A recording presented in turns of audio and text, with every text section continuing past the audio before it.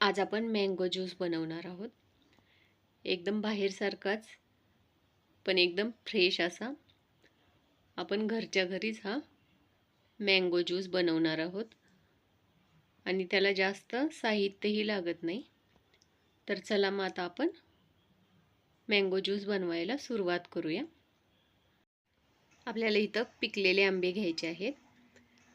ते आंबे आतून केस कमी असणारेच आपल्याला आंबा घ्यायचा आहे, म्हणजे आपला ज्यूस एकदम छान होतो. इथं आता आपण आंबे स्वच्छ धुवून घ्यायचे आणि कट करून घेऊया. आपल्याला ह्याचा गर काढून घ्यायचा आहे. तर मी इथं आता आंबे कट करून घेऊन त्याचा गर काढून घेते. हे आपल्याला चमच्याने किंवा सुरीने ह्याचा गर काढून घ्यायचा आहे, म्हणजे व्यवस्थित सगळा निघला जातो. आपण आता सगळ्या आंब्यांचा असाच रस काढून घेऊया.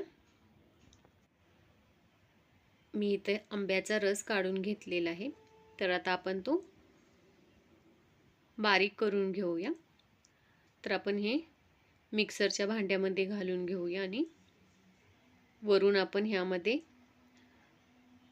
साखर आपल्या आवडीप्रमाणे घालून घ्यायची. मी इथं अर्धी वाटी घातलेली आहे.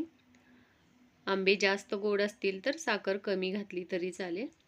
आता ह्यामध्ये आपण पाणी घालून ह्याची बारीक प्युरी करून घेऊया. आता ते एका आपण भांड्यामध्ये काढून घेऊया. वरून ह्यामध्ये आपल्याला जसा पातळ ज्यूस हवा आहे त्यानुसार आपण ह्यामध्ये पाणी ॲड करायचं. इथं आपण थंड पाणी ॲड करणार आहोत आणि आता हे एकदा मिक्स करून घेऊया. हे आपल्याला घट्ट पातळ जसं हवे त्यानुसार आपण हे करून घ्यायचं. हे आता मिक्स करून घेऊया एकदा.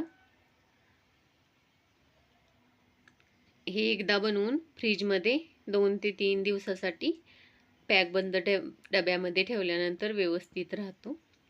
आपण घेताना त्यामध्ये बर्फाचे तुकडे घालून किंवा थंड पाणी ॲड करून सर्व करून घ्यायचा. तुम्हाला माझी रेसिपी आवडली असल्यास लाईक करा, कमेंट करा आणि चॅनेलवर नवीन असाल तर चॅनेलला सबस्क्राईब करा. थँक्यू.